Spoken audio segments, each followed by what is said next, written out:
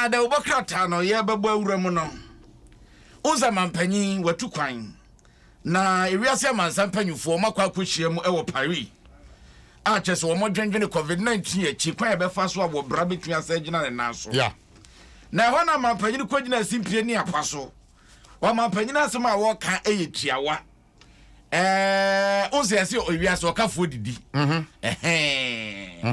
na Lord Kenya ne born nyum bi afafiri obi a ho woka nanso okafuo didi nanso akwa so abonwum bi o se de o se mini bi o se den na me de okakra mini bi abranti bi abonwum bi sa wabonwum bi sa dija wa na ya no be ba mam why na mampanyiri kwagina bibifuo nyina anamu abibiman nyina anamu a nanso ma woka ne se kade ni se de yadi bi kade yadi bi pa yeah now so said the Akika Kwande just some the chain. Asemo.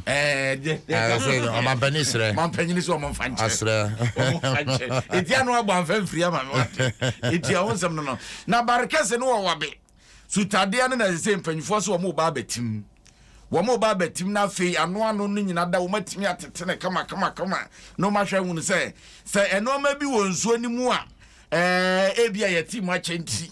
Ha adwene wo so ni mo be ni nyina de afrim etiene Ghanaian Times obokrata ena de we yaba na re anso a kane mrahye badwafie chamehene Professor Aaron Michael Quinn ne woka sai wase sa Ghana betumi akonka Ghana betumi afarentuma pafra sa Ghana betumi atumpon pa de ba ko pe ne woka de ache Ghana se be ya nkoma panyini abadi ache Dr. Alhaji Mahmoud Bawumia wo panyini kento abama no bedi man panyini Oza. And come next president. Professor Aaron King. Wachiamano. Na do nimre ebesui. Wachiamano. Na nimre so was kuyi was the digitalization no. And no kra de kunu no. Se bibia digital. Just my penina be de echi. One wa jedra na nia se chesu kuta franka na. Wo ba hu de road den se Ghana be kon kan ye was ye kwa digital. Ye ba kwa digital so a was ye nyam penina digitalization what ase. Na open mampanyini so obetimi ate ase de aye adwuma de a na ye Dr. Alhaji Mahmoud Bawumia mampanyina be de chi we ye Professor Aaron Michael Quinn nsama wode atodwana no eti Ghanaian observer de obokata e de ho nsama ba digitalization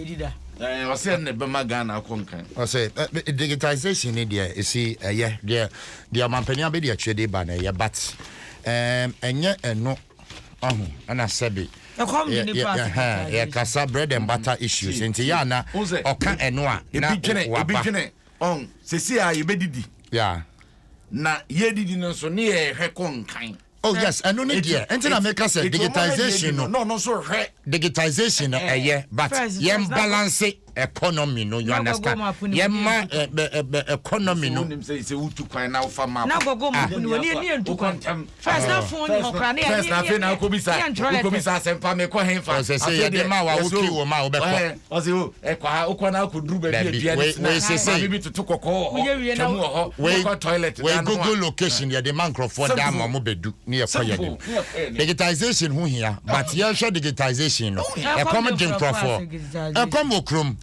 Zane wa probably digital. Ekomokrom enne de be was here because we are digitization na fu obo ayedin a be affect tomato be affect nyadoa enti we are digitization na wo hwe se enioma bo so be ba na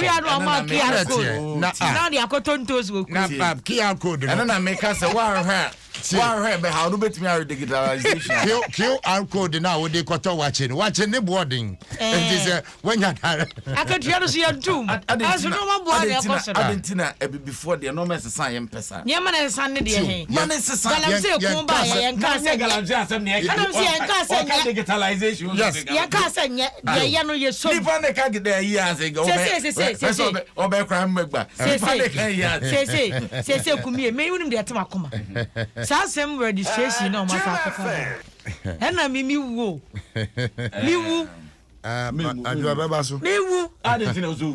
so let's assume say there are people out there who bought their SIM cards already registered but used some money for like 12 years And now say me for instance me to my SIM card. Me to it was registered. Oh come obi. And mona mo ye SIM ne ba say me register. Mo say my boys to go about drum cotton. It fan so be it was already registered. So come by am. You said 15 years. Well, you see about 15 years. So but they are registered. You need to provide the ID card for that name. Oh, Kumi, I know what I'm talking about. Me say, nipa na wu krama ni ID card na. Me say, Kumi, yes, I okay, say about 2 months. No, I say Momo DB. Unkuta ID card don't mean Momo. That prompted me. I do me to an amount of MTN office. I thought say it was registration. You get my point. So when I had that call, I'm okay. Then you said you be see a no. Young office. Young because when I was what randomly. Ebi I corner would say which na wo mo. You bet to who kwan am be fa so a. Am ko dey aka che ne say. Fine. Wo momo ne dey wudi and dey register. 84 now you can use the momo. But sem ne dey what already registered. Either so back of the mo can say total pack. That the starter pack starter pack no one the back ready I just see much come here band no amaji yanti I just the back sorry I want to see free me ka who want to na me afre o wa ka kra na me go na me de me ntiase ne say ba S. Bakweto. Na ukoti. Nti banse na champion S. Ukoti. Yes, ona ukoti.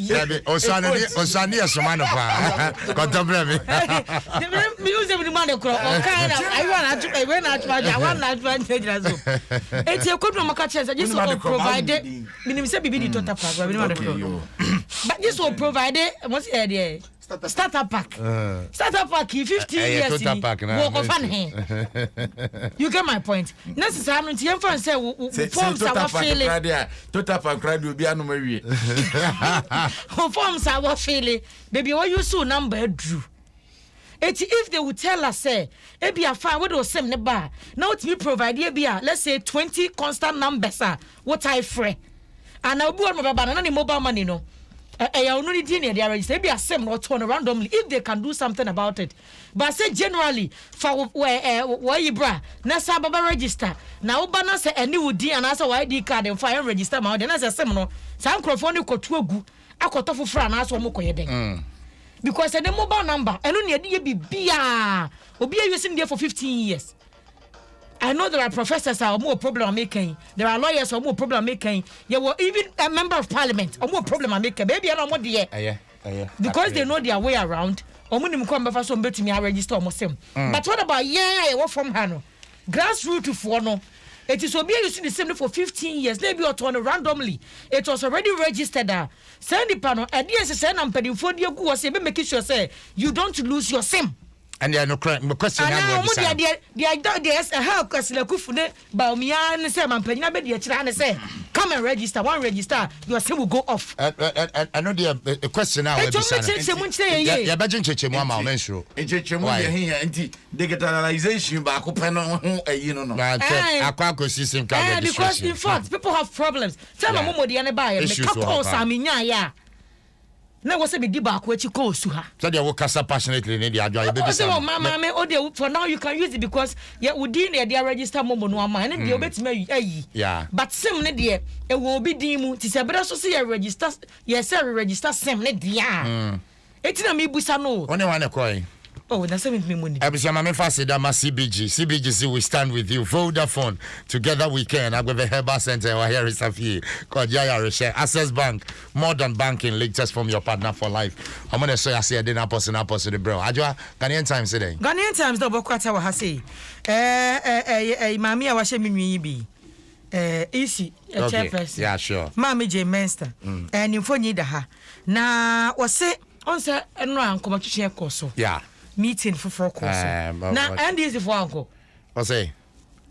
And this is for us boycott we. Ose mama no. Me busa bia na mehu. And this is for mo ne wasemo. Ento manko. Abatro no ya start o. Ose. Wudi o munyira ho no munya yanko. Abatro no start ayi January no.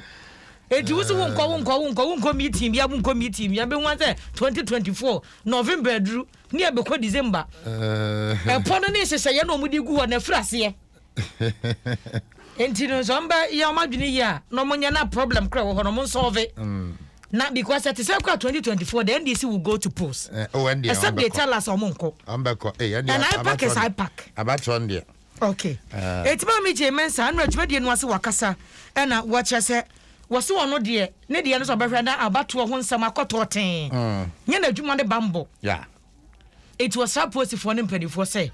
Enipa nso a wono mu free mu abato bre no. Mpadifo speed up investigation no. Na hwehwemu no ni hu nyina mu aye no. Wonfa emeto abonte na abusua akoma ento. Yeah. Sanso na wo hwani mu ase a won say Accra Mayor. Accra Mayor ya Mayor. Okay. Accra Mayor. Regional Minister. Greater Accra Regional Minister. Greater Accra Regional Minister. Yeah. Na opanyini yaba. Wakane ho. Oh, na so ndie adwuma de wo ye bi. So let's make Accra work again. Yeah, wakane ho. Na say me na ma me hu sport one some billboards. Yeah, billboards. Accra betimi aye kama. Mampanyini share no 2016 na 2017. Yeah. 2017. I know Shebo. I know Shebo so ma cry the cleanest city in Africa. Still now see you hu hwe. But when you for Henry Quarter ya Magana for ni daso. Wo hwemu a baby na scrap dealers pa age hon ma boso. Hwe odo ne ho. Ese wayi wo mu nyina afiri. Wayi ama ho nyina ya kama. E kuro fifi baby susu a na nkrofo ba pe so aka ntumi nkọ demolition exercise and wo ye na okre bi ye demonstration so no so won tehwe sabi o man no ebekọ yie and ono de wo hwehwe ntino katafeto so dunsia unya Ghanaian Times obokrata ni bia ubetumi anya emu enchemu e wo ho kro right e ba chokrata na kan mombo headlines na man sorry so mame fa daily graphic headlines daily graphic the congestion na e wo ha a chese won saka ubetumi ehunu bi sanso na mampanyina asem okoka no Paris eno so wonsem wo ha na Ghana Revenue Authority for say omo ma tax incentives womo de memanyumaku ahodo sade be ya womo so hu betumi ha rom no motumi ayo madwuma ye ne eno so wonsem aba wo ha ena abato commission na nsem a wode kotu dwa no eno so da ha wo 2020 abato wo ne de aban ina fa ho ka wo manga na ya na yetutu ye ka enya se bia ko la sule la wa maami amani abo amanone eni ye kwaji scan ne dia beto aba wo se ahobo aso ya kwantu ntino afres abato ne de ya na ye bo ho ka ene de obokrata e friends daily graphic ense bi ka we ho right no me say for madam say COVID-19 job na ba na see send text messages na ya amado wanya de me nyame de yes o was can one kura wia I say e so she mask se nye nyina na yawo ebi madwen ye o so was can one wi dia on mask na be ya be she nyina na yawo confirm be declare nationwide strike of the mask madam say asumdwen kamo